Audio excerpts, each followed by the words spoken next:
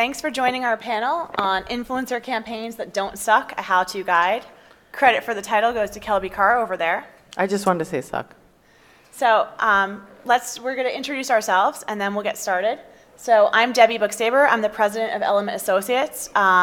It's a digital marketing and PR firm based in Philadelphia. I've been doing affiliate marketing for 16 plus years and everything in the digital space, and have been doing influencer marketing since the mid-2000s, and manage a lot of different social media campaigns. I'm also the CMO of Hash Tracking, which is a social media analytics tool for Twitter and Instagram hashtag tracking.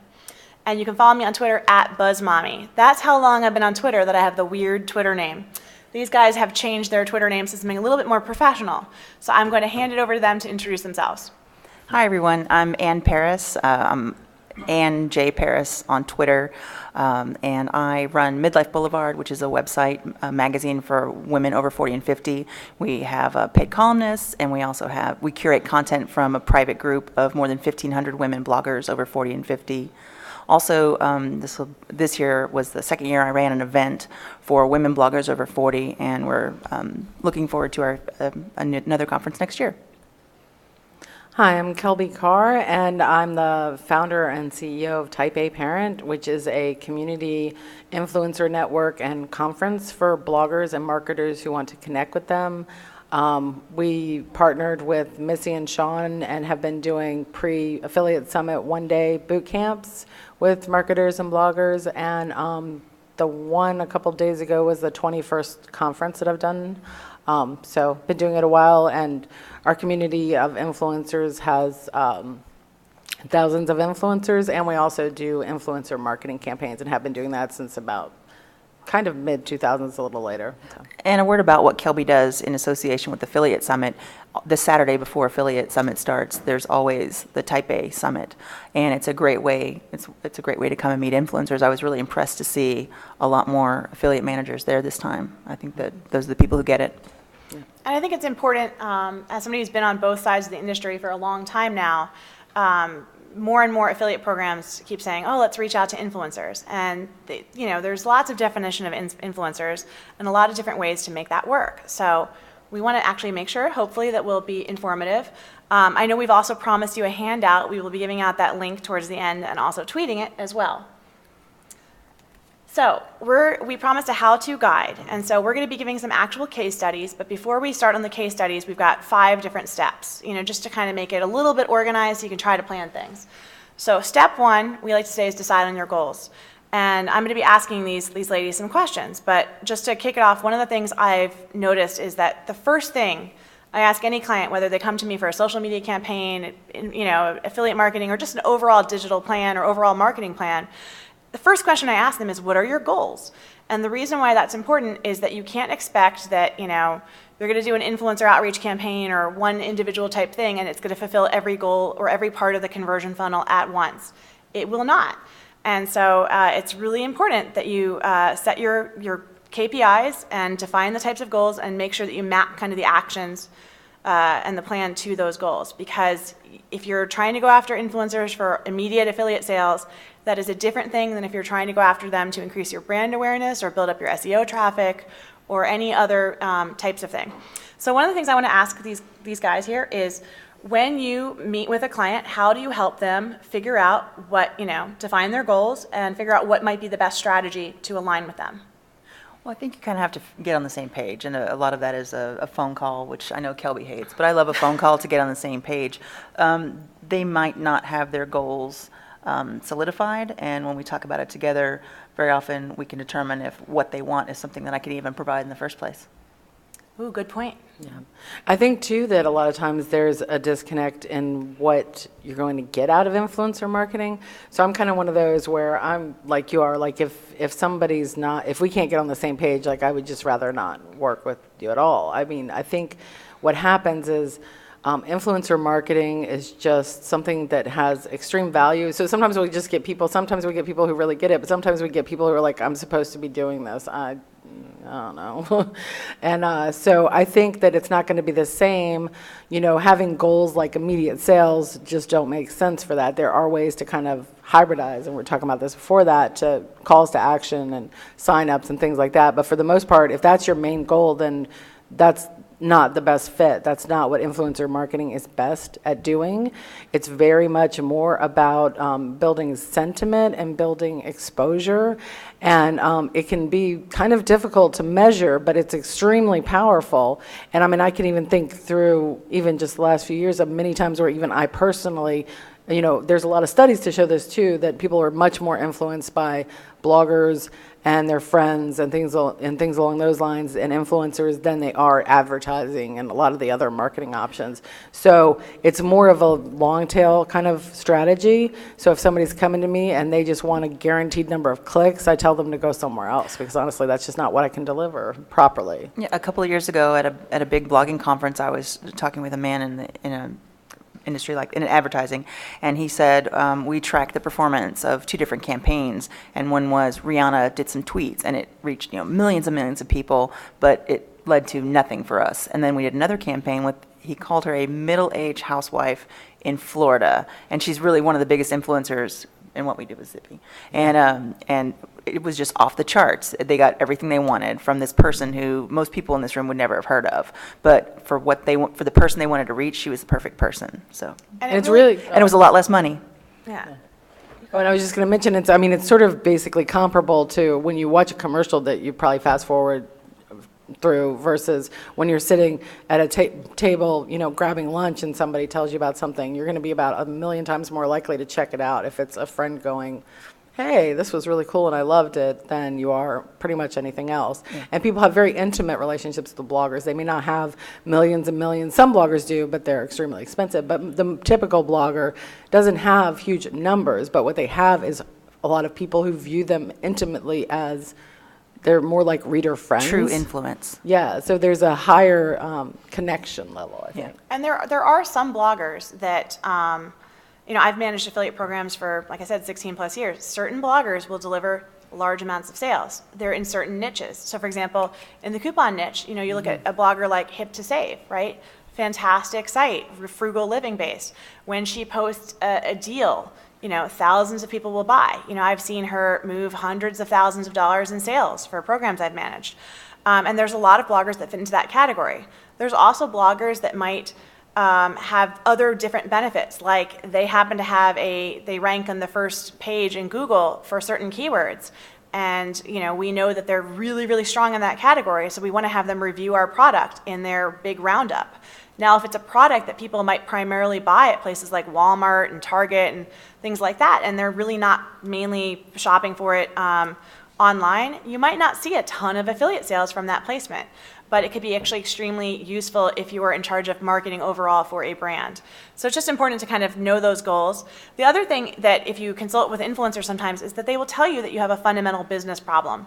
So I've had clients who've come to us for market research, and they'll discover that there's a big conversion issue on their website, that their key message is not getting across, and there's other things that you can learn. So that's why sometimes starting with the goals can be really useful.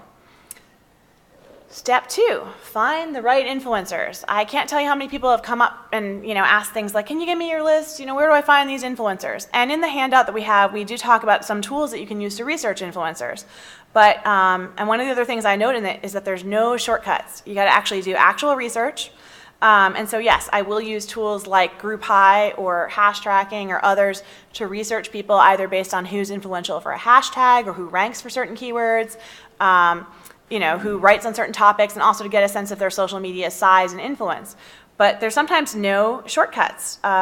So Anne and Kelby, tell me a little bit about how you help people find the right influencers, and what are some of the metrics you look at, or other factors that maybe some people might overlook? Well, when I'm running a campaign for a brand, most of the people that I'm going to use, I have a personal connection with, or I will ask a friend and be connected. So there's really no substitute for that kind of work. So if you need an influencer, very often that word of mouth from another person, find a connector and work with them. Let me see what else. and there's no substitute for meeting those people in person. So going to events like this is great. Going to conferences and niches is great. I'm really pleased to see more affiliate marketers come to blog conferences, because I think bloggers are really, really hungry to make affiliate marketing work, but they don't speak the language. They don't understand how to do it right. They're used to being compensated in a different way. So being paid by your performance is not what they're used to. And I think that anytime you have And it's not always the best model. well, yeah, but anytime you have that connection, you can both learn from each other. But as far as, I'm going to pass to Kelby now. Sorry. Just totally went blank. Go ahead. No problem. I mean, I think some of the stuff that she touched on, I agree with. Definitely, the more you can meet influencers in person is huge. I think if you don't know who the influencers are, I'm not really sure I can emphasize enough that you shouldn't be picking the influencers, because I see a lot of campaigns that happen. I'm going, ooh, I know that one. I wouldn't have with that one.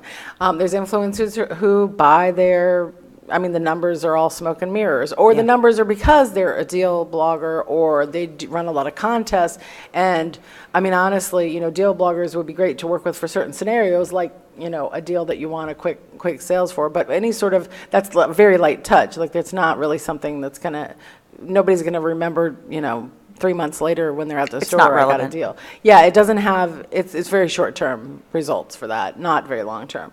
So, I think finding the people who know who the best influencers are, and, sometimes it makes sense. You're going to get more out of, say, a small blogger with small numbers whose audience is exactly what you're looking for, exactly a perfect fit for the product, than you will a huge blogger with millions of numbers, but they don't have a really personal connection with, or millions of readers, and they don't have a personal connection. So, as far as how we pick bloggers, we have a couple of methods. We have basically our A-list is what we call it, but we have data on a whole bunch of bloggers. So, we can actually sort and figure out who's got 2-year-olds and this many Twitter followers, if the focus is, say, Instagram, who's got more Instagram followers. And even with that, like, we found some people have lots of Instagram followers, but we can see that there's not engagement because they're not getting likes and comments. Yeah. So, a lot of times you just need to be able to dig a lot deeper than just taking a spreadsheet and sorting things out. And I know a lot of them, a whole bunch of them personally. So I know who sounds good and isn't effective, and I know who doesn't look good on paper and who's wildly effective. And let me give you an example of somebody in affiliate marketing who's doing it right. I work with Fresh Press Media, and what they've done is they connected with bloggers. They've hired us to consult a little bit. We create content for them that's relevant for bloggers, and I think one thing that they're doing really well is every Tuesday at noon they have Fresh Chat, and on Fresh Chat they provide like a Q&A over an hour that provides really great ideas and service and information to bloggers. So the people who are coming to that, who see that on Twitter, who come, there's more people that are potential people for them to work with. You can kind of see, you can set up things that are attractive to the kind of blogger that you want on Twitter through a chat that's informative, and that way it's a way to, the influencers will come to you that way. But it's a service to them, and it's a service to you as well, a way to connect. I also think it's really important to take a deep dive into the metrics. I recently had a client come to me, and she had worked with a bunch of different influencers, and some she'd paid as much as $1,500 or more for a post. Others she had in around the $250 range, and this was with a different agency, the reason she switched, but she basically said that some of the people she paid $1,500 to didn't work out at all. And in part, once I took a deep dive into it, these were people who had very little engagement. Mm-hmm. They might have had what looked like high page views and high unique visitors, but what they couldn't account for was how many of those unique visitors and page views came just to a contest or just to one post that's super famous and super viral, but don't really have the engagement on their ongoing posts. Some bloggers and influencers, when they have a sponsored project, will actually put some of their own money into boosting it on Facebook. They'll promote it aggressively and repeatedly on social media. They'll do a really, really good job of promoting it that allows them to get much, much more interaction and actual connection than people who might on paper look like they've got way more, but who, oh yeah, maybe you've got 1 million Facebook fans, but you never boost it and your engagement's not high. Maybe you have a lot of Instagram followers, but they follow you for something like they like to see your pictures of your nail polish and not to care about products that you mention. So that's why research is important because say you look through a feed and it's like every post that this person does about their coffee drink of the day or their nail polish has tons of comments and interaction, but then when they have those posts that have that disclosure that are sponsored because maybe they're completely not related, have very little engagement. So that's sometimes why, there's no substitute for having those relationships and doing that hard work to see who actually has engagement on their posts. And if you want to know who's good, ask another blogger, because I think we know who's the real deal and who's just puffed. A group or community or agency does influencer marketing. Yeah. And step 3 is to be fair and realistic. The reason why this is important is I think we've mentioned here oftentimes people on the affiliate side versus on the PR side, they speak totally different language. And bloggers often, depending on where they are in the funnel, a lot of agencies don't understand how attribution works. And in many cases, influencers might be higher up in the funnel. They might be more on the brand awareness side. They might be more on the consideration side. Like they're the site where it's like, let me search for the best stroller reviews or the best whatever, And so they might still be in that research phase. And you might see that if you actually took a look at like multiple click attribution or the full purchase funnel within Google Analytics, you could see how they contribute to the sale. But many affiliate programs are still based on last click attribution. And that does not tend to, unless they're a certain kind of blogger working on a certain kind of product, that does not tend to work for many influencers. So for example, I've had a lot of success. I have a blog, I've got a series of SEO sites because I've been in the affiliate space for 16 plus years. I'll have had a lot of success with things like as seen on TV products because there's a certain period of time where they're not available in any store other than that one website. So I know if I've got the right affiliate link at the right place that I'll make that sale. But there's also tons of other products where I'll know I've driven tons of traffic to it, but it's available at Walmart. And as a person, I would buy that at Walmart. I wouldn't be buying it online. And so, you have to kind of really take a realistic look at your product and your program. And realistically, where is this influencer going to fall in the funnel? Because if they're at the front of the funnel and you're only paying on last click attribution, Skimlinks and others have done studies showing that maybe only less than 5% of the people who actually at the front of the funnel get the credit at the end. That's how often a coupon site or somebody else, comes in. And that means that you have to take a look and be fair. So for you guys, as people who are bloggers and who run really tight-knit blogger communities, can you talk a little bit about how some of the frustrations bloggers feel about the pricing and how you kind of sort out the short-term versus long-term? Talk about the $15 post. The $15 post. Oh, okay. We're not gonna touch that. You go first.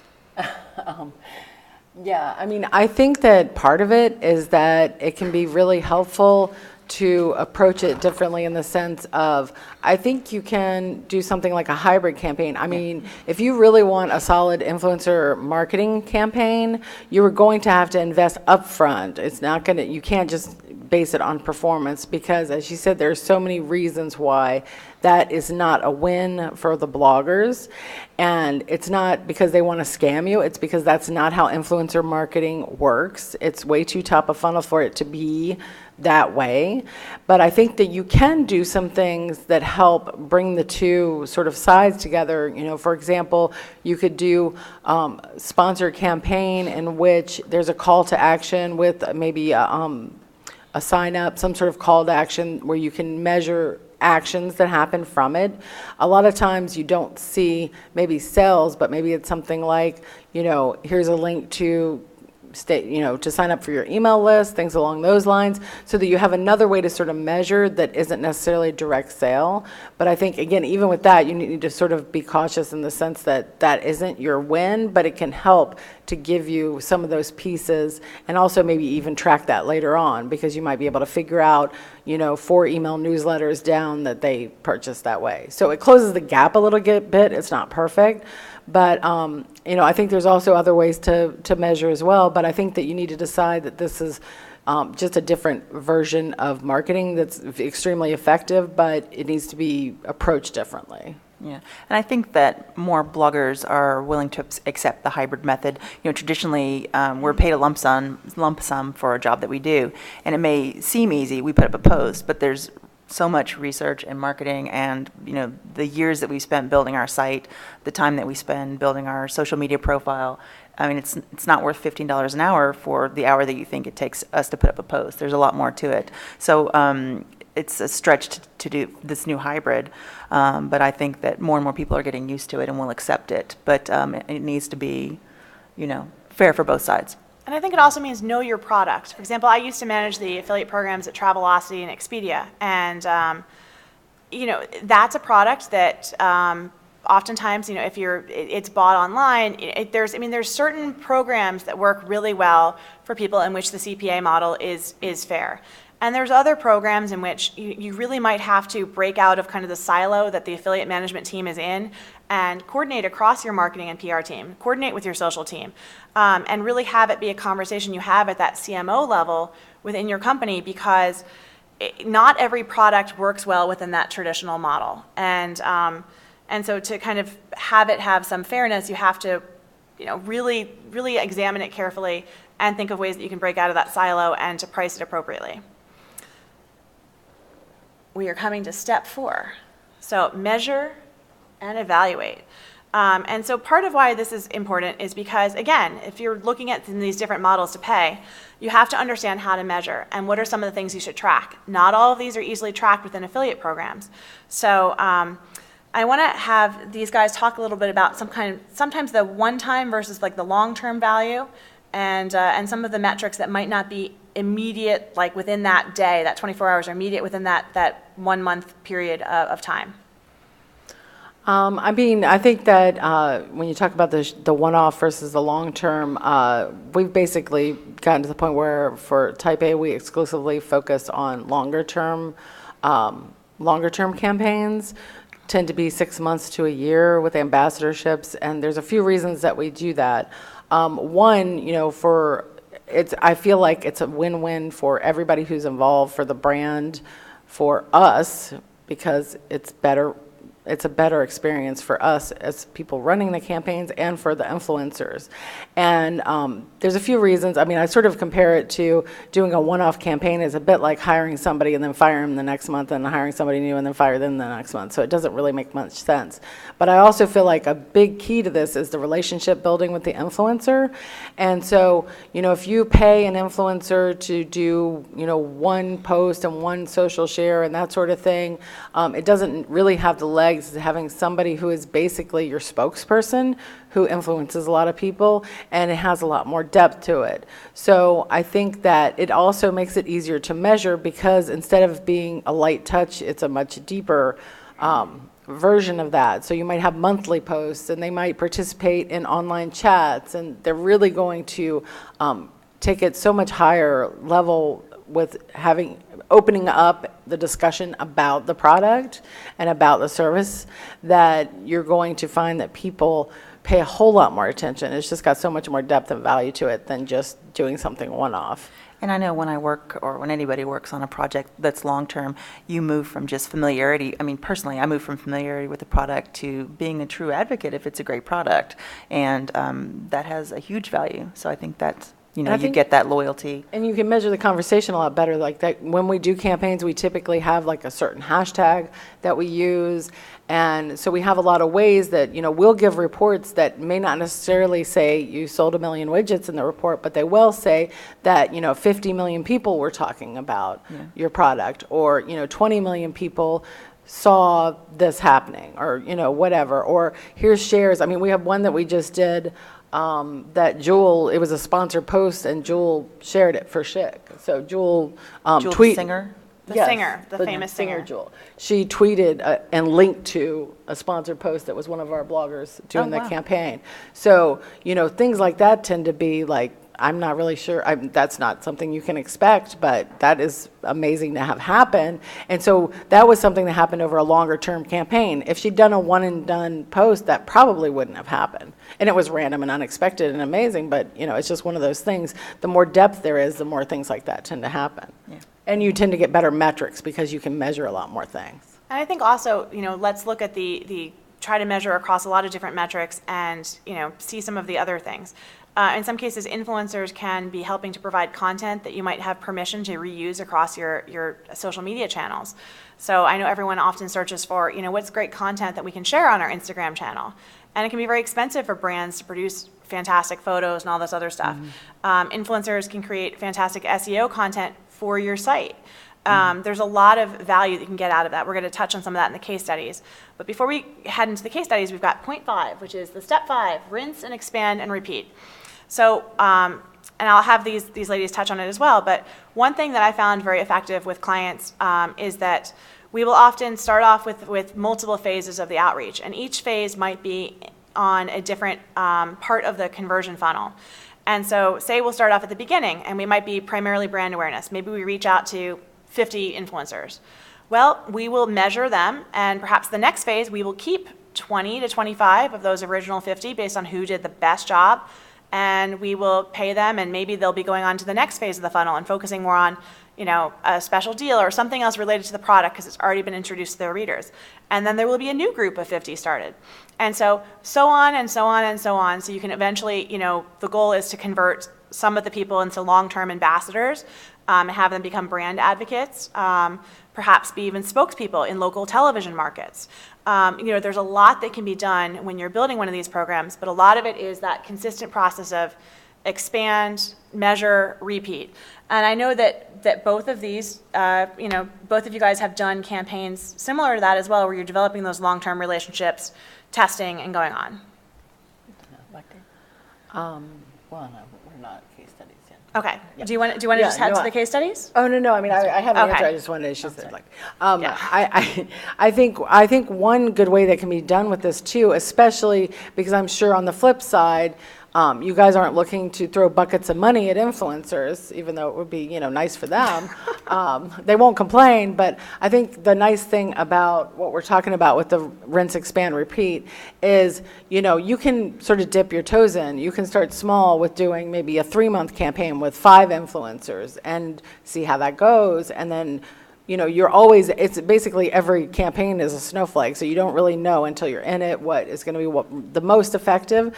And so we've done that a few times where we basically start small, and I would much rather any day of the week have a client do five bloggers, do something high level, do something with great content, and do it well, than work with 100 bloggers, which actually gets to a point where it's so saturated that it annoys, there's enough overlap in readership that it annoys everybody because all they see in their Facebook feed and their Instagram feed is promotional material, and they get a distaste for the brand. Yeah. So I think there's an advantage too to building the momentum slowly and not just puking your information out all over the internet and annoying everybody. So, I mean, you can do something like, you know, a small group with something lighter touch and less investment, and then see how that goes, and then decide we're going to reevaluate in 3 months or 6 months, and then we're going to build on that. And what can be great about that is as you build those relationships, they may even have people who they would recommend. You don't necessarily have to go with, but go, you know,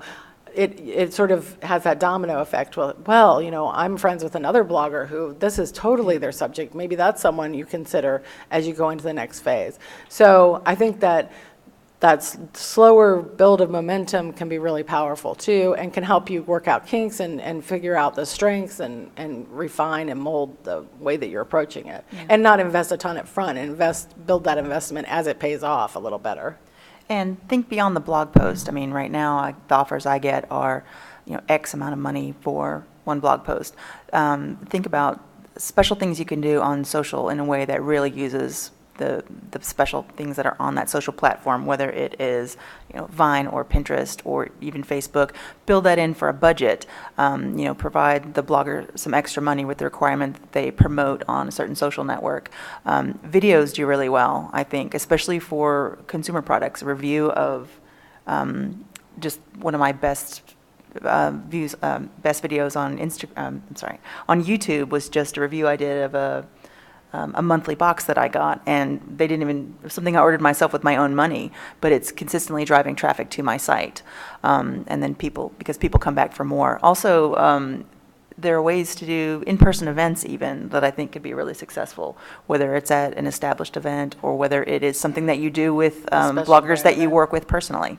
And, you know, if you're working with these ambassadors, you can do things that are a little, like, you know, if you're hiring somebody to do a tweet and an Instagram, they're not going to host an event for you. But if there's somebody who really knows you well enough, you know, each of those markets, they could host a blogger event and you could pay them to do that. So there's a lot of, I mean, I think it's good to look at having multiple layers and not just think just about, the blog post. And honestly, I mean, I would say a lot of times the blog post isn't even the most powerful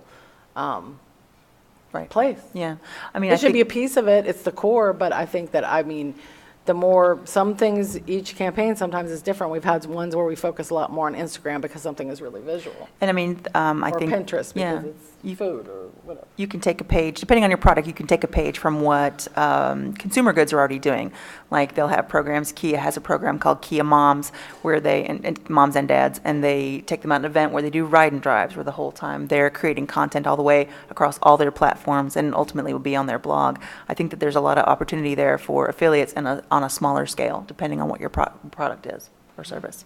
Okay, and with that, let's step into the case studies. So I want to start with, because we've got about a half hour left, and I want to make sure we have about at least 15 minutes for questions. So I want to start with Kelby, and because each of these case studies is going to show kind of a different aspect of influencer marketing and what could be effective, and also maybe how you measure it and quantify that value. So I know that one thing that you've talked a lot about is the importance of having quality content, and that can mean a lot of different things and have a lot of different areas that can be used. So why don't you tell us a little bit about some of those campaigns that you ran that were content-based? I know you've got two that you wanted to talk about. Yeah, one that comes to mind, and it was Chic actually, but I'm sorry, Lactate was what we talked about today. Yeah. Sorry, I've got to get my head on straight. So what we did with Lactate was we did a long-term campaign, and in one of the months, the focus was for all of the influencers to create recipes with Lactate products. And it was tied closely to the holidays, so we had, it was content that did very well because it was pin-worthy. It was, something everybody was searching for on Google. But, one blogger did a recipe for mac and cheese, and there was a lot of focus too on things that people like to have over the holidays and can't indulge in because they can't have dairy or they can't have lactose. So what was great about that is that some of the content that was created by the bloggers was fantastic content. I mean, that would have been fantastic content regardless of whether a brand was involved at all. But it also, I'm sure, not only did that reach people who were, lactose intolerant, but I'm sure there were a whole lot of people who are still, to this day, finding the recipes, using the recipes, and thinking about buying it, or people who would never even have Lactate on their radar as something to buy it because they like the recipe and that sort of thing. So I think it increased a lot of positive sentiment, and it wasn't a hard sell. It wasn't run out and buy Lactate, but it was fantastic content that was extremely useful, and every single one of those, they incorporated, Lactate products in the food shots and the step shots and that sort of thing. So all of it was really, really high quality content. So that was what was great about it. And I think that sticks with people a whole lot more than tweeting, a link to a deal or that sort of thing. And I think one thing to point out about that Lactate promotion, for example, is that you had the initial impressions and the initial clicks and the initial social traffic that you drove, but it's also evergreen content that now still ranks in search engines. And a lot of it is seasonally focused, so they're going to have a bump every single year as people search for, I need a lactose-free mac and cheese for Thanksgiving mac and cheese, or there was a pound cake. There were quite a few sort of recipes that people are going to find. They're going to find it all year round, but it's going to spike every year around the holidays. And I'm sure as a result, that's not going to be something that we're going to be able to say you sold more Lactate because of this, but I'm sure because of that, it's going to have that effect of they're going to have better sales because that's what people are finding when they're looking for recipes, and tons of people are looking for recipes that time of year. But within their Google Analytics, they'll be able to see that referring traffic. I have clients for whom we can see referring traffic from blog posts that people did years before, and you can see that recurring traffic on an ongoing basis. It also provided content that the brand was able to retweet, regram, share in its social. In some cases, didn't the brand actually pay to boost certain of the posts your bloggers created on its social media as well? I think that might have been, I don't remember if I have specifically, but that is something that we've done before, which is actually something I would highly recommend, is that you can also boost that. And then, yes, that's an additional investment, but, in Facebook ads, it's not terribly expensive. And it's something that doesn't look like sponsored Facebook content. Right. It's something that people want to click because, again, you've got the good content. It doesn't feel like an ad. It sells people softly and sweetly and, sort of lures them in instead of smacking them across the head with it. And can you also share about how, I think one thing that a lot of affiliate marketers overlook is that oftentimes this content that bloggers create can be actually really useful for their own sites as a traffic driver. So can you talk about what you did with that other client to help drive traffic to their site? So we worked with Fresh Kids, which was pre-launch, and basically what we did for them was match them with ambassadors who would write content for their site and who would also do Instagram posts with their product. The product was basically healthy snacks for children. So it was like non-GMO, had all these sort of things going on. They have a lot of dietary information, so there was, special diet kind of information. So what we did was they sent, sort of packages with different products to the bloggers who participated. And what I thought was kind of great about this client was she even said they don't even have to put the product in the picture. And we were almost sort of like, sure. But the idea was they wanted to use this hashtag of fresh moms and get the idea. They were talking about getting sort of a concept across that these are people, this is a conversation we need to have about having alternatives for fresh snacks. Now, most of the bloggers actually did use it, but I think what was great about that was that a lot of times the influencers will feel like they almost need to make it skew. The great thing about influencers is that it feels authentic, and that's why people follow their advice and take it seriously. So what was great about that is that, yes, they did a lot of times, I think maybe every time, incorporate the product in some way, but they weren't hampered with this idea like, I need this to make this look like an ad shot. So the content looked great. It was kids snacking and really cute pictures. They were getting lots of likes because they were just, again, great content. Yeah. It was very authentic. It didn't feel forced down their throat. They also created some graphics that were kind of cute graphics that they could share as well. So they were very, very open-minded about how that would go down. And what we did was they created, so before they were about to launch their website, by the time they launched their website, they had a page that was preceded with an Instagram feed with all these moms sharing, dozens of pictures that were related to that hashtag. We also had the influencers write posts that, again, were very interesting. They were posts that would appeal to people who would buy their products about things like how to feed your kids, how to pack a healthy lunch for your kid without when they'll actually eat it, things along those lines.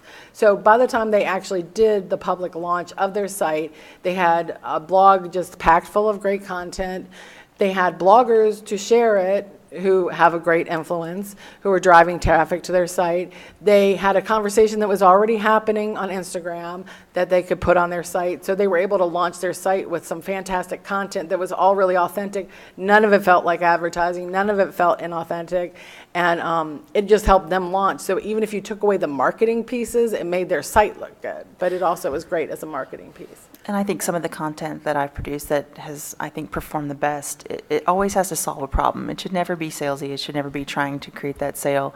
It should be offering a solution, and then boom, your product fulfills that solution, whether it's straight up product review or whether it's a tip list that happens to include your product as a solution to one of those things. Like today we were talking about products you need when you start a blog. Well, that's a great opportunity to WP Engine to be an affiliate for that, or five can't miss conferences for bloggers, affiliate summit. You want to work it in even with other products to be the solution that someone is searching for natively if they're not your reader already. And it can be very effective at driving SEO as well. And so I'll talk about that in a case study at the end. But before that, I want to make sure we get to Anne. So Anne, you have really tried some campaigns that kind of show some of the importance of the relationships in influencer marketing and tie-ins with events and other things. Yeah. Can you talk a little bit about some of those campaigns and what makes them work and how you would run them? Well, running events I'm running campaigns at events that are already established that have the people you want to reach to work with is a great way. I think that could work beyond just consumer products. At Kelby's event, I worked with a tech company, and they came to me originally because they wanted women over 40 and 50, which is my niche, to represent the brand at her event. But they set the number so high, nobody in my niche could hit that who was attending. So I had to reach out into farther, I had to widen the circle to please the client. But what they did is they used it. It was a Wi-Fi. So they use it on their way in to the event. They use it during the event. They took very natural pictures. It looked great on Instagram. And it was a product that was a great fit because they were Wi-Fi and junkies. yes, and we had a specialty hashtag that went with it so we could track the performance of these, and that was a nice report to turn in afterwards. They got great exposure, and they've considered it very successful for them. But also at my own event, we'll very often plan an on-site activity, and I'll handpick or work with them to pick influencers that they want to work with, both on-site and then afterwards. One of the sponsors for my conference this year was a major national retail clothing brand that specializes in our age group, and I helped them vet the attendees in advance, and one of the women is now working with them for a year on national campaigns. And I have a very small event of just 200 women, but she's going to be in all the media that you see from this brand. That's cool. Yeah, I was really happy for her. That's neat. Yeah, and so and what I have to say really just complements what they've said, and then we can go into Q&A. So there's a couple different types of influencer campaigns, and they can all be really effective. For example, we're the agency of record for Little House on the Prairie, the official brand, and they have all sorts of licensing deals. We use influencers and paid them to create the content for the site based on an SEO plan, and it was able to get the site up to 200,000 unique visitors within less than a year, completely organically, and to build the Facebook page up to over 1 million visitors, which can then be used to build a high-quality email list and to drive actual sales. And that site has both affiliate links and is also used to promote their own licensed products, whether it's dolls or quilting fabrics or their DVDs. So a very, very effective sales engine. In a sense, how to create a really high-powered affiliate site in a niche. You get quality content, and we use that quality content to power social and also to drive email subscribers on our own owned media and to drive SEO traffic. Another example would be sometimes the blogger outreach crosses the lines. I think as Kelby was talking about with like Lactate, and Anne was talking about with that national clothing brand. It has both online and offline components. So we worked with the Wubble Bubble Ball. It looks like a bubble, plays like a ball.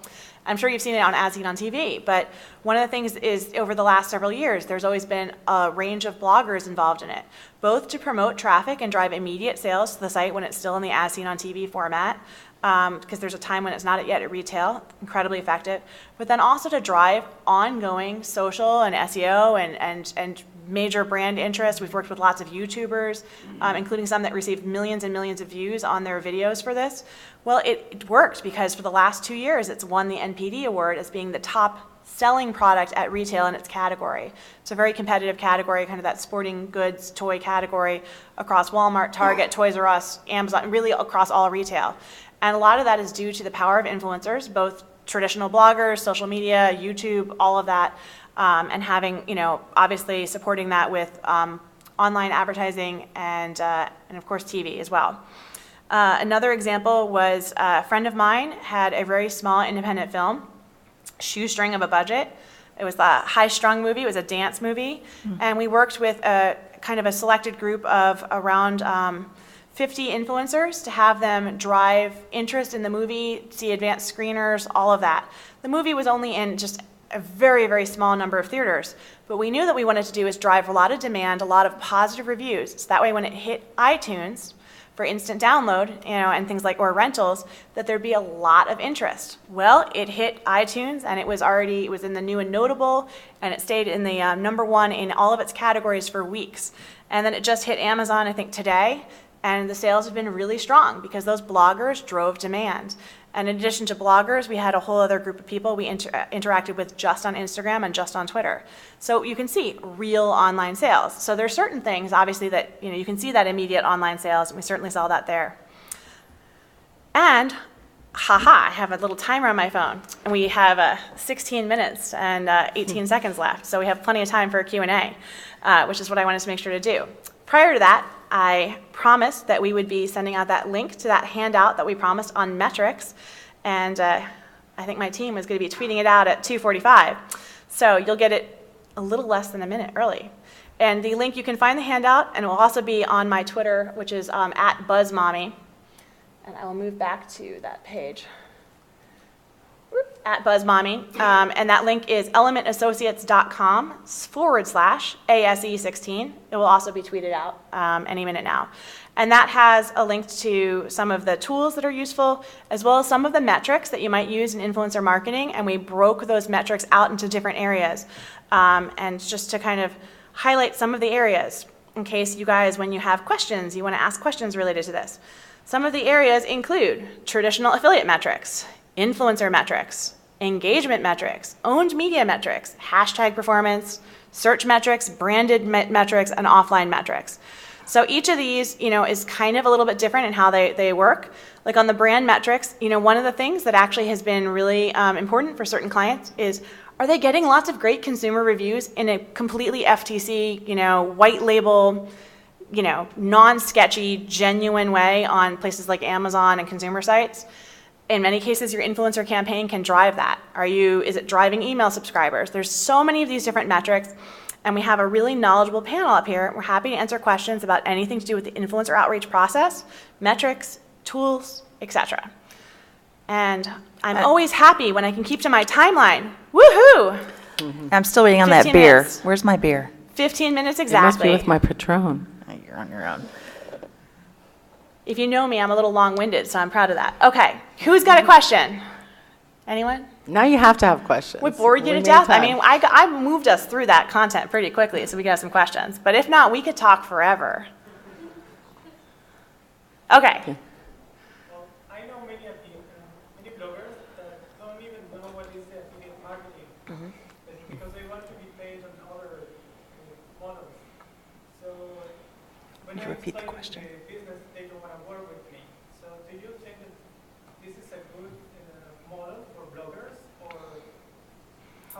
how can I get bloggers to work through affiliate marketing? Okay, so to repeat your question, because they asked us to for the cameras, many bloggers who don't know what affiliate marketing is. And when they find out what it is, they don't want to work with you. And so how can you get them to know if that's the right fit or whether or not they should work with you? Okay.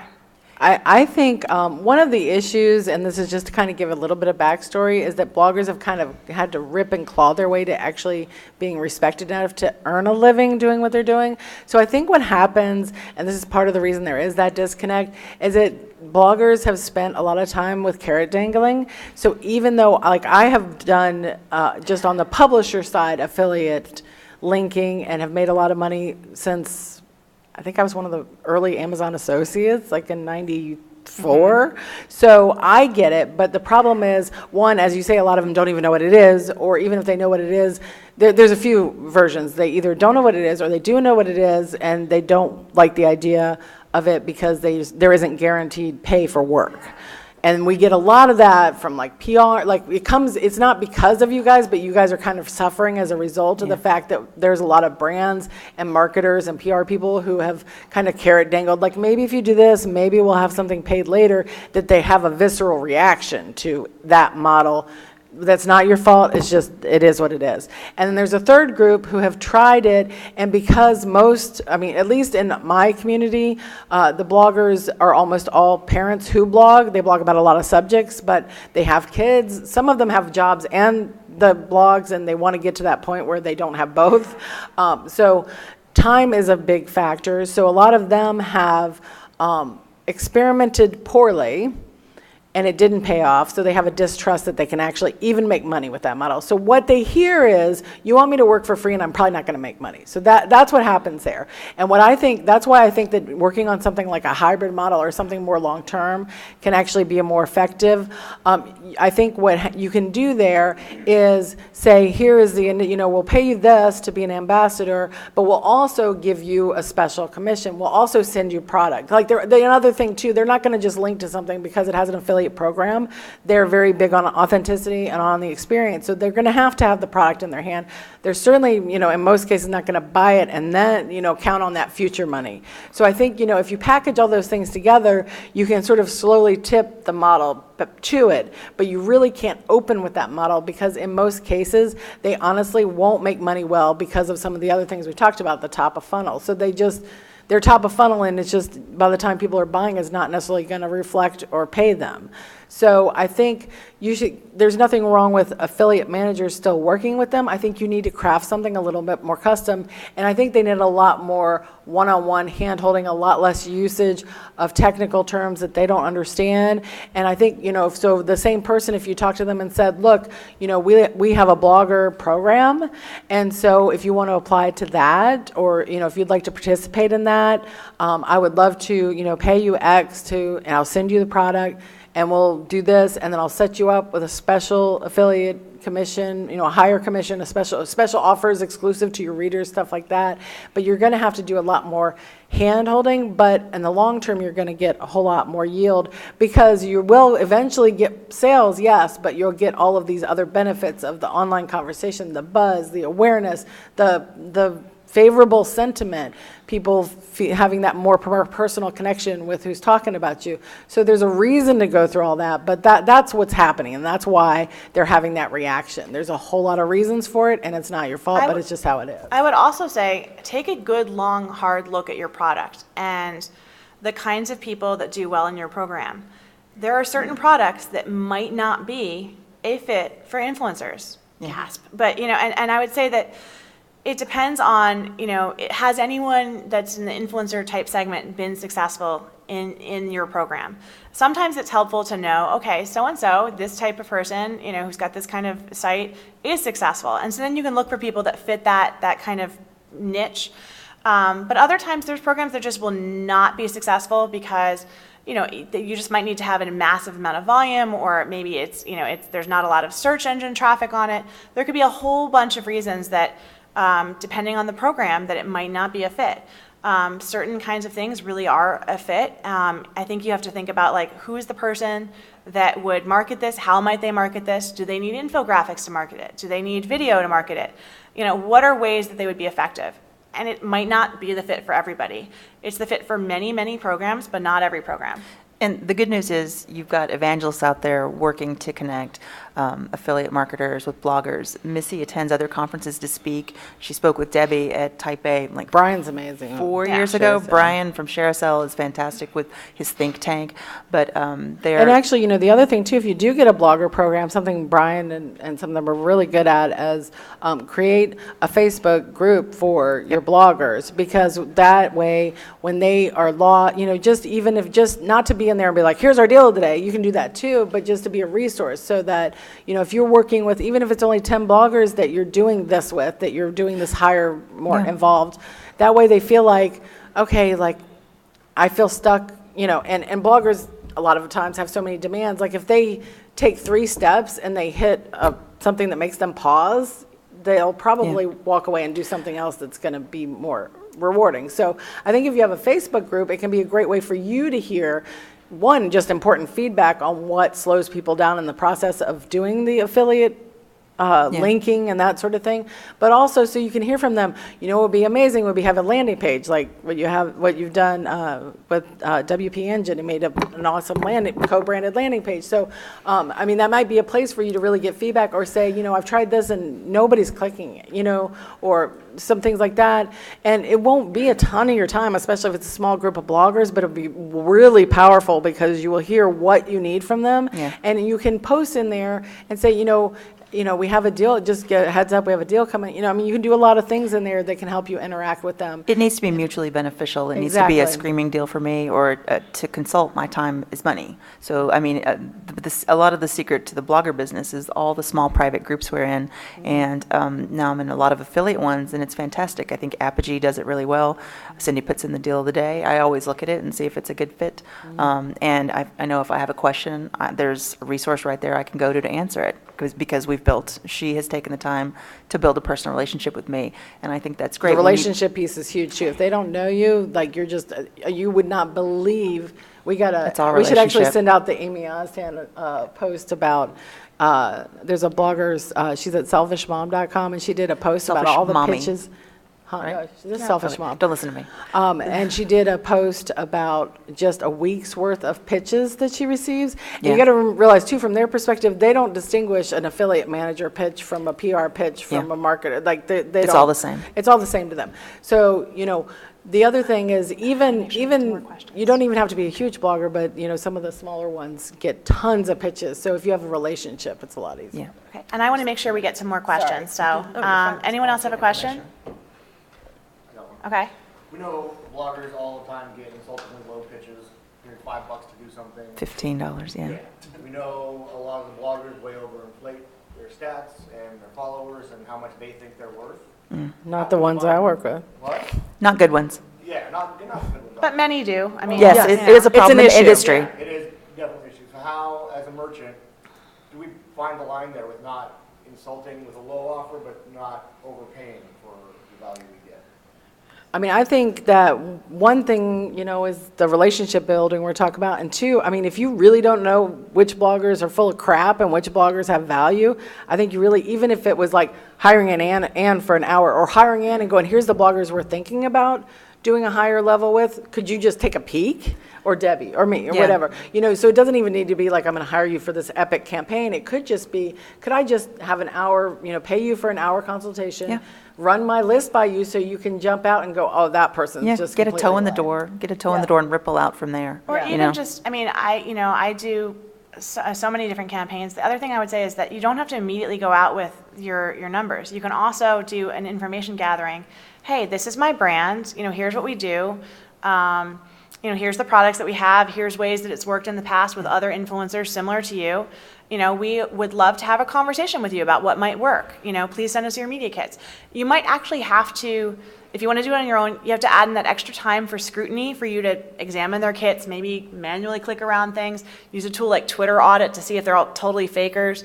You can see certain things to kind of See if all their Instagram photos have no likes and to try to no- get a sense of their quality, but also there's really no shortcut for those face-to-face or phone conversations that you can have with them or other kinds of ways of connecting. And sometimes rather than initially saying like, I think it's a bad idea to get a list and blast out a $5 offer, I think that's a bad idea. Even if later on, once they've met you, they might actually, you could even say, you know what, we They'll know that your remember time's the worth something. $5 guy. Because I would say like there's no point in doing that and then you having to deal with all the like pissed off emails. It's sometimes like go out with the informational thing. Say, hey, we want to understand how you work. They'll send you their media kit. You can then kind of take a look at them and decide who you think is worth following up with. Then when you follow up with them, you can have that conversation. And there's always going to be people who are completely unreasonable, and there's going to be people who will say, you know what, like let's start a relationship. Oh, now that I've seen that so and so makes $10,000 a month in commission, on your product, maybe that's worth it to me. Some bloggers have started sharing what they call like their income reports. For example, Pinch of Yum is a really famous food blogger, and every month they share an income report, and their income report shows things like, look how much money they make off of Bluehost. And guess what? I bet you that there's a lot of bloggers who looked at that and said, I would have never thought of being a part of the Bluehost thing, but Pinch of Yum's making like, 5 figures a month on them. And so any of that information you can do, but I wouldn't go right out with that first offer because there are people who will fixate on that and not read beyond that, and it just wastes your time. And generally with things like that, the person who says the dollar amount first is the one that loses. So I would ask for their rates and then start from there, and you might have to explain, how it works, how it's different than affiliate, but that's better than insulting somebody right off the bat or being insulted right off the bat. Yeah. And I mean, the good news is, Affiliate Summit is working very hard to bring in more bloggers for you all to meet here. So you don't have to try to find that conference to go to, even though Type A Parent Summit is a fantastic conference to go to. I mean, now with the advanced day on Saturday, I mean, we personally are encouraging more and more bloggers to stay. And I think that RevShare Roundup, I'm going to promote the heck out of that for next time because I think that's a great opportunity for you guys to meet fantastic bloggers, and I hope that's helpful. But again, to some takeaways, and we have enough time for one more question. Some takeaways would be that think of the lots of the other places of value that they can give. I found it to be extremely successful in using them to build up the amount of SEO traffic we have in for like our own media. So whether it's using their content on social media channels and websites that our clients own, that can actually sometimes be way more affordable than going out on their sites. And also to really look to build those relationships. Okay, one more question. Anyone have one more question? We've got 1 minute. Okay. Yeah, you said the domination of the rev share model and kind of being at the top of the funnel and not knowing how to pay for it. Do you think it would be driven, that more traffic or more volume would be driven if it was paid on a click basis, like some? Sometimes, I mean, there are people who pay bloggers on clicks. I have seen a lot of fraud when it's click-based stuff. Yeah. And so There are groups for that. I think It's that disgusting. you want to avoid those potential fraudulent things. I think it's important to kind of study everybody individually, decide whether or not they're front of the funnel people, end of the funnel people. I know that on my own sites, I've done tons of affiliate sales. I know so have these ladies, but it's with products that are like a very careful match, and that I think that I can do well under last click attribution for those products. The other thing that you might want to look at is multi-click attribution. There are certain affiliate programs now that pay a certain percentage of the sale based on where in the funnel somebody is. They might give some to last click, some to first click, or they might divide it up. So that is another, really, if you look at the attribution solutions, that might also provide an answer for you as well. I hope that helps. And with that concludes our session. But let me just give you the URL again for the handout on metrics, which is elementassociates.com/ASE16. And I also tweeted that out from @BuzzMommy if you need it. And that should hopefully give you some suggestions on tools and also some metrics that you could be using kind of based on where in the funnel somebody might be. And we'll also be up here and happy to answer questions and things like that. And thanks for your tweets during the session. I saw Thank you those. again. You got my good side. Thanks.